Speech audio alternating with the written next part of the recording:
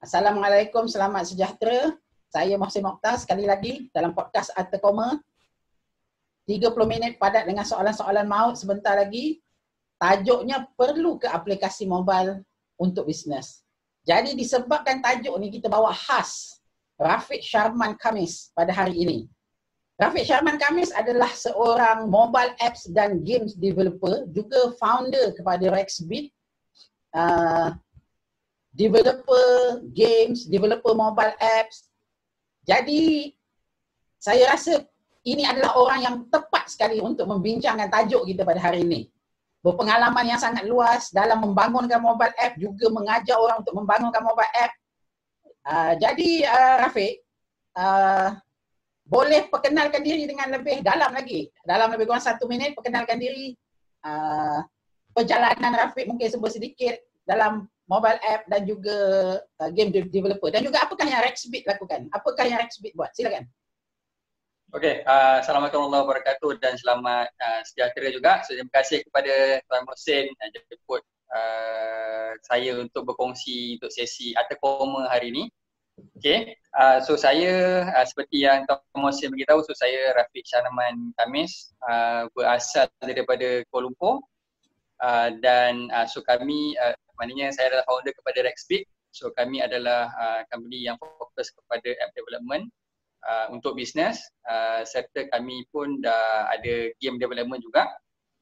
Dan kalau ikutkan, alhamdulillah tahun ni adalah tahun ke-6 kami dalam app development, dan kami telah bina hampir daripada 60 mobile apps di pasaran. Dan kalau game, so kita dah ada hampir 5 game yang kami develop di pasaran jugalah. So maknanya Rexbit dia fokus kepada app development, dan kami ada juga buat training dan tengkil untuk buat apps dan buat game lah, untuk pada sesiapa yang berminat lah untuk game development dan app development. Jadi kalau mendengarkan apa yang Rafiq cakap ni, saya kira Arta Koma hari ni memang memanggil orang yang sangat tepat. Sebab dia isu dia Rafiq, kita dengar kejap-kejap karang businessman banyak benda nak fikir, kejap-kejap karang kena belajar FB ad, kejap-kejap karang kena belajar Facebook marketing, Instagram marketing, Lazada, Shopee, tiba-tiba ada pula benda baru mobile app. Jadi nak jadi peniaga sekarang ni dia jadi pening. Yang mana satu kena buat, ini perlu ke tak perlu. Jadi hari ni kalau boleh kita nak ulas, habis sahaja podcast kita dapat jawapan. Sebenarnya bisnes perlu tak mobile app? Boleh ya? Boleh. Okey, sebenarnya kita akan memulakan sesi ni, formatnya adalah 30 minit. Saya bacakan dulu undang-undangnya. Dalam 30 minit ni hanya saya, host pada hari ini, yang dibenarkan bertanya soalan. Okey. Rakaman ini akan di-upload ke channel Arta Koma. Jadi apa yang Rafiq cakap pada hari ini akan jadi milik publik. Jadi nanti apa sahaja yang tak puas hati dengan apa yang Rafiq cakap ke, ada yang dapat ambil pengajaran daripada apa yang Rafiq cakap ke, jadi macam itulah cara YouTube berfungsi, biasalah tu. Okey, jadi kita akan bertanya soalan secara terus-menerus dalam 30 minit ni. Harapnya saudara Rafiq boleh bertahan sampai habis ya. Oh, boleh. Okey, soalan pertama saya dah tentulah saya ada bersama saya ni ada jam, ada timer untuk saya setkan 30 minit ni untuk memastikan kita tak lari daripada format 30 minit ni. Jadi soalan pertama saya dah tentulah, dekat angle mana sebenarnya peniaga ataupun bisnes yang memerlukan sangat mobile app ni? Mobile app ni membantu bahagian mana Rafiq? Bahagian mana yang dia bantu? Kita tahu bisnes ada pemasaran, bisnes ada operasi, bisnes ada kewangan, bisnes ada melibatkan HR, finance dan sebagainya. Tapi dekat mana yang mobile app ni membantu? Silakan. Okay, so mobile apps ni, apa yang kita cuba bincang ni adalah mobile apps untuk bisnes. Contoh dia macam kalau Facebook, kita ada FB page untuk bisnes kita. Website pun kita ada maybe website untuk bisnes kita. So yang kita bincang ni adalah mobile apps untuk bisnes kita. Okay, macam yang Tuan Mohsin tadi ada, kita ada macam-macam channel yang kita ada Facebook, Instagram, website. So website ni angle mana yang dia cuba fokus. Okay, so maknanya kalau macam untuk social media, kalau kita fokus untuk cari pelanggan baru, kita nak buat sales dengan cepat, memang kita fokus kepada social media. Website kita fokus kepada orang nak cari bisnes kita. Okay, bila orang cari bisnes kita, orang buat carian di Google, orang search mengenai bisnes kita, orang jumpa bisnes kita. Okay, so apps ni adalah macam dia macam social media tadi.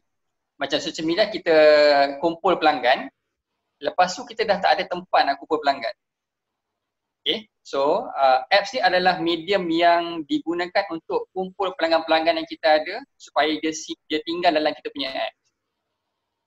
Jadi maknanya kepada peniaga yang belum mengumpul pelanggan, tak perlu kan mobile app? So maknanya buat masa sekarang dia maybe tak perlu lagi. Sebab dia maknanya dia boleh ada tapi impact dia tak sehebat mana kalau yang dah ramai follower. Contoh, kalau bisnes kita baru ada, maybe Facebook kita ada baru 1,000 follower, okay, dan bila kita buat apps maybe hanya 20-30% je. Contohnya 200 atau 300 orang je yang ada potensi akan install. Berbanding bisnes yang dah ada 10,000 follower, 50,000 follower. Okay, so maknanya kalau kita ambil calculation yang sama, macam tadi 1,000 follower, 20% ada 200 orang install. So kalau kita ada 50,000 follower, so maybe ada potensi 10,000 orang akan install apps dia. Okay. Jadi apa kebaikannya bila dah pelanggan install? Maksudnya kita, yalah, bila diorang dah install tu apa kebaikannya kepada diorang? Okay, so maknanya diorang tu pada bisnes kan? Okay. Okay, so maknanya kepada pelanggan bila dah install, kemudian apa kebaikannya kepada pelanggan dan juga kepada bisnes? Okay, so kita fokus kepada bisnes dulu. Okay, so bayangkan kalau kita run Facebook, setiap minggu kita kena run iklan, dan bila kita nak engage balik dengan follower-follower yang dah like kita punya page, dia maknanya kita kena run iklan lagi. So maknanya selagi mana kita nak bagi tahu kita ada produk baru, kita nak bagi tahu tips, kita nak buat perkongsian, kita nak dapatkan feedback. So setiap masa kalau saya ada 1,000 follower, setiap kali itulah saya kena run FB ads. Okay, so maknanya kalau saya ada 50,000 follower, 100,000 follower, pending saya tu akan lagi bertambah sebab lagi tinggi kos saya nak kena run iklan. Okay, so maknanya, so isunya bila kita ramai follower, kita akan ada isu macam mana kita nak engage balik dengan follower-follower sedia ada. Dan bila kita nak engage balik melalui media sosial, setiap kali kita kena run iklan. So bila setiap kali kena run iklan, kos kita akan makin tinggi lah. Okay, so apa apps boleh bantu? So maknanya tadi bila kita ada apps, pelanggan kita tadi install apps kita, so kita ada maybe macam tadi 50,000 follower, ada potensi akan ada 10,000 orang akan install apps dia. Okay, so maknanya saya nak hantar notification, nak maklumkan ada promosi, nak beritahu ada produk baru, ada buat sales. So bila saya hantar notification kepada 10,000 orang, 10,000 orang tu akan terima. Itu maknanya dari segi bisnes, macam mana, maknanya contoh kalau kita buat kira-kira, saya ada 10,000 orang, saya nak run FB ads maybe 20 sen. 20 sen dari 10,000. 2,000. Berapa? 2,000. Okay, kalau 2,000 tu baru seminggu. Kalau setiap minggu kita nak kongsi tips, kita nak bagi tahu ada sale, maybe seminggu sekali kita nak hantar notification kepada 10,000 follower, saya kena laburkan 2,000 kali 4. 8,000. Tapi hantar notification melalui aplikasi mobile pun bayar juga kan? Okay, so dia ikut macam-macam jenis sistem. So macam kami punya sistem percuma. Percuma. Percuma. Ya Maksudnya saya. hantar notification kepada 2,000 tadi adalah percuma. Ya saya. Maknanya, Oh, menarik. kalau so maknanya kelebihan apps ni lagi ramai follower kita ada, lagi best.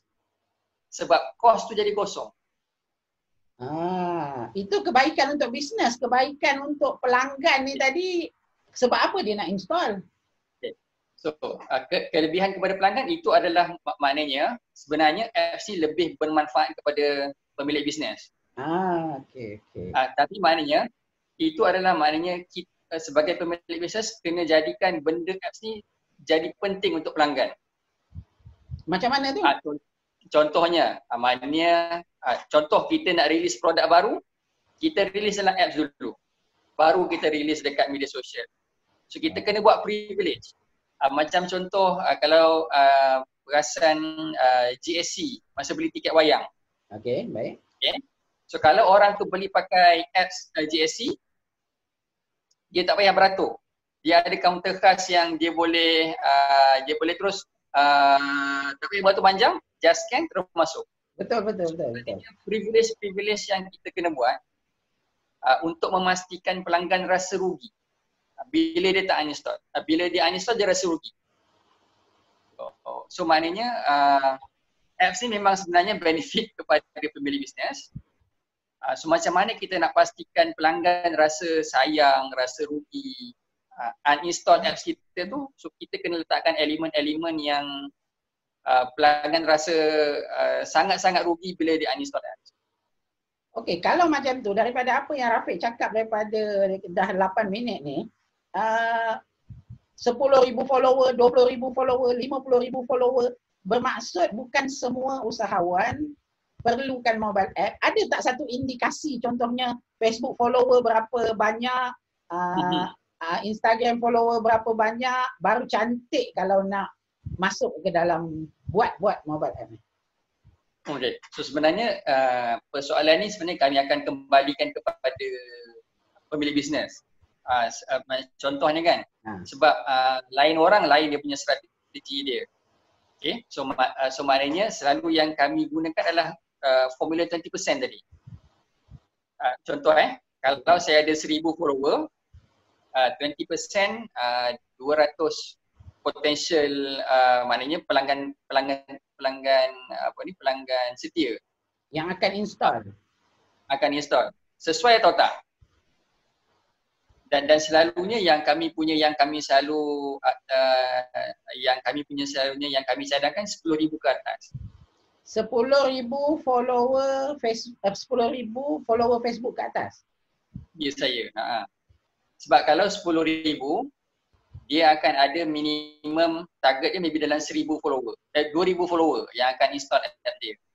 So 2,000 kali 20 sen lemah sikit berapa dalam 500. 500 kan. So 500 sebulan, seminggu, 4 minggu dah dalam 2,000. Betul? So dalam 2,000 dia kena belanja kan. So maknanya kita tengok macam mana dia punya perbelanjaan FBS dia macam mana dan berapa ramai pelanggan yang dia cuba sasarkan. Dan sebab tu maknanya lagi ramai follower di media sosial campur kan, media sosial Instagram, Facebook. So lagi ramai follower dia ada, so maknanya lagi critical dia kepada app sebab dia nak engage balik dengan followers dia ada. Tapi kalau kita bercakap tentang bisnes yang ada 10,000 follower ke atas ni Rafiq, macam kita bercakap tentang bisnes-bisnes label kayangan ni, jadi harga untuk mobile app ni tinggi kot. Ya, so maknanya kalau ikutkan, so maknanya social media dia percuma. Bila nak buat website memang berbayar, so maknanya apps ni pun berbayar. So maknanya kalau kita ikut tangga, so social media dia percuma, website, so apps ni lagi tinggi sebenarnya kos berbanding dengan website. Sangat tinggi? Dia boleh jadi serendah 5K ke 100K ikut kompleksiti apps yang orang tu nak buat. Okey, jadi sebab itu ianya hanya disarankan kepada bisnes yang ada follower yang tega, kita boleh cakap macam itulah. Yeah. Betul. So maknanya kita nak pastikan sebab bila bisnes baru dia tak ada isu yang dia nak engage balik dengan follower dia. Okey, baik, betul. So maknanya bisnes yang dah ramai follower dia akan ada isu takkan nak labur iklan FBS beribu-ribu, berpuluh-ribu sebulan. So maknanya apps ni kalau macam yang selalu kami bagi contoh ni, contohnya Lazada, Shopee. Kenapa Lazada, Shopee ni perlu kepada apps? Okay, first dia nak kumpulkan pelanggan setia dia. So maknanya kalau siapa yang mendengar podcast Atta Koma ni, kalau yang tak install apps Lazada ni maknanya bukan orang kaki Shopee online. Okay. So kalau anda yang mendengar ni memang install apps Lazada ataupun Shopee, anda adalah orang yang memang Lazada dan Shopee cari. Dan kalau anda dah install apps Lazada Shopee ni, mesti akan tahu setiap kali dia hantar notification bagi tahu ada promotion, ada sale 6 hari bulan 6, 11 hari bulan 11. Setiap hari memang ada sale dia. Dan cuba bayangkan maknanya kita ni yang memang suka Shopee, yang install app Lazada, terima pula mengenai promosi, memang kita orang kata macam seronok lah tengok ada promotion, boleh buka tengok berminat atau tak. Okay. So itu maknanya apps ni dia nak kumpulkan pelanggan yang berkualiti. So macam konsep Lazada tadi, siapa yang install app Lazada Shopee ni adalah semua yang kaki shopping online. Dan macam mana dia orang nak rendahkan kos ni? So dia guna notification. Okay, so bayangkan kalau dia orang kalau kita tengok dalam, kalau boleh buka Play Store, App Store, Lazada dengan Shopee dah hampir 10 juta orang install. Okay. Bayangkan yang dia hantar dekat kita notification tu dan hampir setiap hari itu percuma ataupun kos yang sangat-sangat rendah. Dan kita cuba apply pada bisnes kita, seronok tak hantar notification kepada pelanggan yang berkualiti, yang pelanggan yang ready nak membeli. Dan itulah apa yang Lazada dan Shopee yang buat. Betul.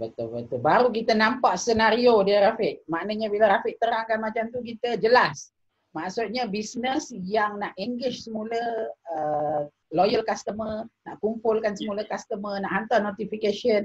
Tapi bila kita bercakap tentang notification, follower, terlalu teknikal ke pengurusan mobile app ni, Rafiq? Kalau teknikal sangat ni, kadang-kadang ada bisnes yang takut juga.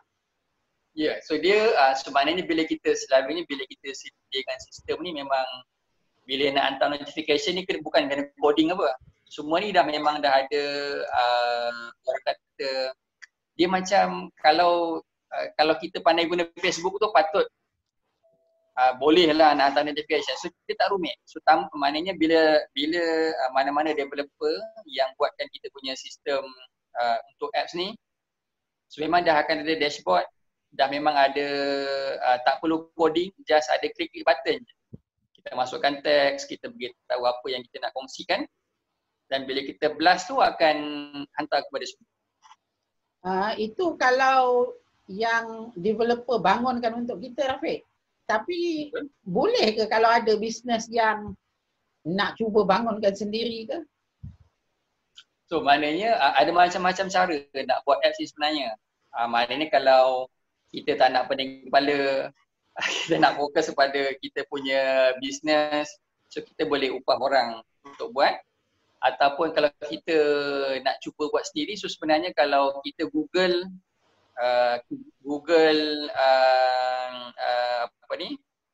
nak buat app sendiri, contohnya build mobile apps yourself, contohnya DIY, sebenarnya memang akan ada banyak platform-platform dekat luar sana yang ada buat servis macam tu, macam mana nak buat app sendiri. Okay. So maknanya kalau sebab kita biasa dengan website, so maknanya kalau website selalu orang guna WordPress, orang guna kalau yang selalu nampak iklan Wix dan macam-macam builder yang lain. So apps pun sama juga. So ada juga builder-builder di luar sana yang kalau kita Google memang ada, dan kalau nak buat sendiri maknanya boleh follow lah step yang diorang bagi. Jadi Rafiq sendiri Rexbit menawarkan buat mobile app untuk orang. Ya saya betul lah. Okay, so maknanya peniaga-peniaga yang tak nak pandai kepala macam mana nak set up sendiri, so kami ada servis tu lah, so kami buatkan untuk peniaga-peniaga yang tak nak pandai kepala. Okey. Jadi kita ada lebih kurang lagi dalam 13 minit je. Jadi sangatlah cantik kalau Rafiq boleh kongsikan success story. Kalau tak boleh tak nak share jenama, kalau boleh share jenama satu promosi juga. Kalau tak nak share jenama pun boleh bagi gambaran. Mungkin boleh sharekan 2-3 success story yang di bawah Rexbit yang nak bagi sikit pada usahawan-usahawan yang nak urus follower, nak urus loyal customer melalui mobile app. Share kan? Okay, so maknanya kalau yang hari boleh kongsi ada satu klien fashion lah. So klien fashion. So kalau tengok dalam dia punya Facebook follower dia, hampir 200 lebih lah. 200,000 follower. Okay. 200,000 follower dan masa dia start hari tu, ada dalam 8,000 orang install. Okay, maknanya 8,000 berbanding 200,000 follower.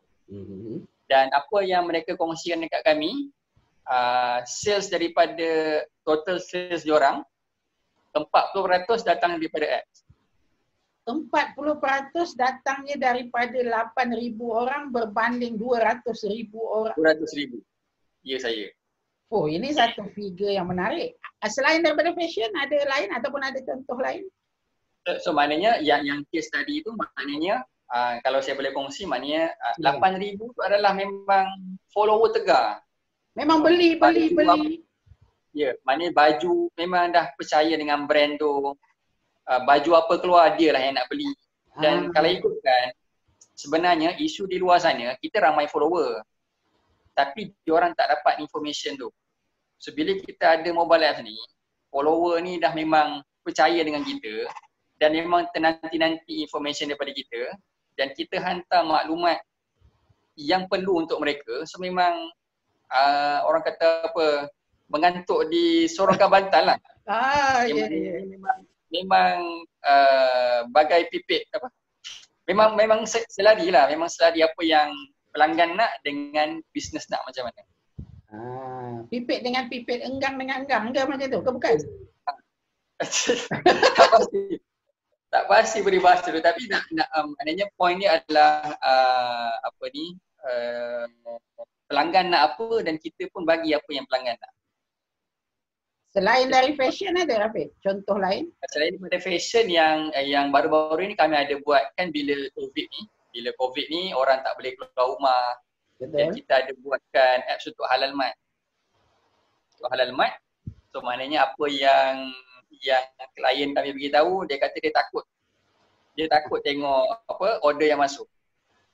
Sampai takut? Sampai takut sebab maknanya sebab orang dah duduk di rumah, orang ada smartphone, orang dah mudah membeli. So, maknanya yang klien kami beritahu, dia takutlah tengok order yang masuk sebab ada je order masuk. Oh, terbaik ni. Maksudnya kalau masuknya order melalui app tu, maknanya daripada pelanggan setia lah yang install app tu lah kan? Ya saya betul. Macam saya juga bagi contoh macam Shopee dengan Lazada. Okay. So macam mana kita membeli di Shopee dengan Lazada, macam tu lah feel dia. Feel dia macam tu. Maknanya macam contoh tadi, orang yang ada di rumah boleh order terus daripada rumah dan mereka memang perlukanlah barang-barang tersebut. Ini sangat satu cerita yang tak semua usahawan tahu. Keperluan untuk mobile app dalam nak engage semula pelanggan setia. Baik Rafiq, kalau andai kata berlaku tak install uninstall ataupun bila dah buat mobile app pelanggan tak nak install, ada tak berlaku macam ni? Itu memang kes biasa. Sama juga macam Lazada dengan Shopee pun ada orang install, ada orang install juga. Okay. So dia ada macam, maknanya first maybe adalah proses penapisan sebab kita macam orang yang install apps adalah memang follower yang memang suka pada kita. So ada orang dia akan install, dia nak test, saja-saja nak test. Okay. Ada orang yang install, maybe pesaing yang install. Okay. Ada juga yang install memang betul-betul follower. So memang akan ada isu di mana orang akan uninstall. Dan yang fasa kedua adalah yang memang kami sedang educate, maknanya peniaga-peniaga yang buat apps. So maknanya dia bukan, kalau tengok Lazada pun dengan Shopee, setiap masa dia ada update produk, dia ada hantar notification. So maknanya bisnes kita pun kena macam tu. Kena update konten, kena masukkan produk baru, kena sentiasa engage. So maknanya kalau kita buat apps, seminggu, 2 minggu ataupun sebulan senyap je, tak ada hantar notification, tak ada information baru, tak bagi tips baru, pelanggan yang setia pun tadi pun memang akan uninstall juga. Maksudnya update konten lebih penting daripada membangunkan app tu sendiri. Betul. So maknanya membangun tu sebenarnya macam kita buat bisnes, membangunkan tu senang. Nak maintain tu yang mencabar. Okay. Sama juga macam apps juga. So kita nak buat senang. Tapi maknanya kita tahu benefit kalau pelanggan install. So maknanya tugas kita supaya pelanggan rasa rugi. So maknanya kita memang kena hantar notification. Kita bagi konten baru. Sama macam kita update dalam social media. Sama juga kita buat dalam apps juga. So maknanya kita kena cipta privilege. Contohnya kalau macam bisnes makanan. So maknanya siapa yang install apps terus dapat air percuma ke contohnya. Ataupun free refill ke. Maknanya ataupun dia tak payah beratur. Dia boleh order terus, meja booking terus datang je. Ataupun kita nak buat pertandingan. Siapa yang nak submit pertandingan tu kena pakai apps. Kalau tak pakai apps memang tak dapat, tak boleh masuk bertanding. So maknanya memang kita galakkan aktiviti yang menyebabkan pelanggan guna apps tu. Baru pelanggan akan rasa apps tu bermanfaat untuk dia. Kalau dia uninstall rasa rugi, dia tak dapat engage dengan, dia tak dapat tips bisnes. So maknanya memang kita untuk memastikan apps tu memang sentiasa membantu, memang kita kena, macam kita selalu update di Facebook, sama juga kita buat di social media. Cuma di mobile apps. Cuma mobile apps maybe tak macam social media setiap hari kena update. Untuk apps tak, seminggu sekali pun dah mencukupi. Asalkan kita nak pelanggan setiap minggu ingat dekat bisnes kita. Itu pun dah memadai. Ada kes pelanggan bosan ke dengan notification tu, Rafiq? Terus terang sikit, ada ke kes yang macam tu? Oh, mesti ada. So maknanya Shopee dengan Lazada pun orang ada menyapa kan. Kadang-kadang sehari pun dah berkali-kali dihantar. So maknanya memang kita galakkan. So maknanya jangan terlalu kerap sangat. Melainkan memang kita tahu memang pelanggan suka. Okay, macam kita nak hantar tips tu memang kita galakkan seminggu sekali. Dan kalau nak hantar promotion pun kita galakkan juga. Kalau nak kerapkan ataupun nak buat launching, tu kita boleh kerapkan sedikit. Cuma kita maybe tak boleh tak tiru macam Shopee dengan Lazada lah. Diorang memang setiap hari yang hantar. Tapi sebab diorang ada 10 juta follower. Kan 10 juta. Kalau uninstall pun tinggal lagi 5 juta. dah banyak sangat dah. So kalau kita tak galakkan sangat lah. Sebenarnya memang at least seminggu sekali kena hantar. Seminggu sekali. Seminggu sekali ya. Kita ada lagi 4 minit saja. Cantik dah perbincangan kita 26 minit ni. Tapi boleh tak kalau andai kata kita masuk sikit tentang, kalau ada orang-orang muda yang mula bisnes, ramai sekarang ni budak muda yang mulakan bisnes, Diorang tak ada produk lagi, tapi tadi kita sembang tentang bagaimana mobile app boleh tolong bisnes. Tapi kalau yang generasi muda ni nak jadikan mobile app tu sendiri adalah bisnes. Ataupun mungkin Rafiq boleh cerita sikit tentang games developer tadi ke, yang tentang apa yang Rexbit buat tentang game, peluang untuk anak-anak muda buat bisnes melalui mobile app dan game pula. 3 minit silakan. So maknanya macam tadi kan, tadi Tuan Mohsin ada tanya macam mana orang yang nak buat app sendiri kan. So maknanya sesiapa yang di luar sana yang nak buat servis buat app ni, so dia kena belajar software tu dulu, mahirkan software tu, maknanya dia boleh tawarkan servis buat apps untuk orang lain. Okay, maknanya dia dah jadi macam service provider lah. So dia buat apps untuk orang lain, tapi dia kena mahir dulu lah. So maknanya dia kena belajar buat guna software tu. Itu apa yang kami buat lah. So maknanya boleh belajar satu software yang boleh Google, mahirkan software tu dan boleh buatkan apps untuk orang lain. Itu cara kita nak offer servis lah. Okay. Dan yang banyak juga yang orang buat dekat luar sana adalah dia buat duit melalui apps lah. So maknanya dia boleh buat apps macam-macam, contohnya boleh buat games. Dan bila buat games ni maknanya kita buat games untuk budak-budak ke, untuk orang dewasa. Dan games ni dia akan ada, kalau siapa yang perasan main game akan keluar iklan. Betul. Akan boleh beli coin, betul, nak upgrade. Itu adalah semua medium-medium yang menjana pendapatan untuk developer. Okay. So maknanya kalau saya buat game, orang nampak saya punya iklan, orang upgrade, nak beli, nak upgrade coin, nak upgrade game tu, so maknanya kita akan dapat duit tu.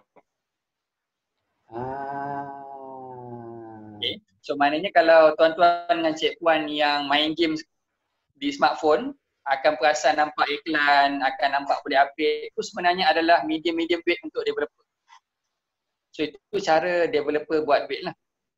So maknanya kalau tuan-tuan dengan cik puan berminat, so maknanya boleh belajar buat game, boleh belajar buat apps yang simple-simple dan letakkan iklan dalam. Rafiq ajar juga untuk buat game dan app dalam bengkel. Ya, so itu pun kami ada ajar juga. So kami ada buat bengkel buat games lah. Buat games, tapi sebab musim PKP ni kita stop kejap. So maknanya dah lepas PKP, sekarang dah PKPP ni, so maybe dah lebih mudah sikit kami nak start balik lah dengan bengkel game. Terima kasih banyak, masa kita dah habis Cik Rafiq, tapi sekejap sangat rasanya tak best sembang tentang game tu, sekejap sangat, ujung-ujung tadi mungkin kita boleh panggil lagi untuk sembang pasal game saja, boleh kan? Boleh, insyaAllah boleh. Games pun untuk maknanya orang kata teaser lah. Teaser supaya tuan-tuan dengan cik puan tunggu sesi perbincangan yang akan datang ni. Okay. Kalau saya boleh kongsi, app development ni,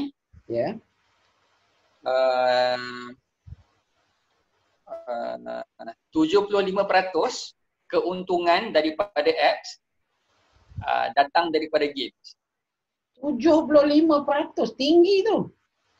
Ya, so maknanya kita ada macam, so dalam sebenarnya contoh apps bukan game, Facebook, social media, Grab, semua tu adalah apps bukan game.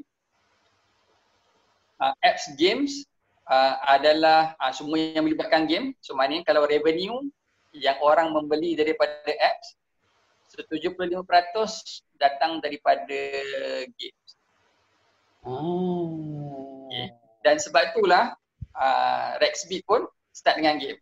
Sebab bila kami tahu data tu, ini maknanya tak boleh dilepaskan. Sebab tu kami start dengan game juga. Okey, terima kasih banyak Cik Rafiq atas perkongsian hari ini. Terima kasih juga yang follow kita punya podcast hari ini. Jadi bila Cik Rafiq sentuh ujung-ujung tadi tentang apa venture Rexbit yang yang Rexbit dah buat. Kita nak tahu juga macam mana orang dekat luar sana nak follow Rexbit, nak follow Rafiq. Silakan. Okay, kalau nak follow saya secara personal, boleh Facebook saya Rafiq Syarman Khamis, dan kami punya page memang Rexbit, Instagram Rexbit, app.rexbit, dan kalau nak tengok kami punya website www.rexbit.com.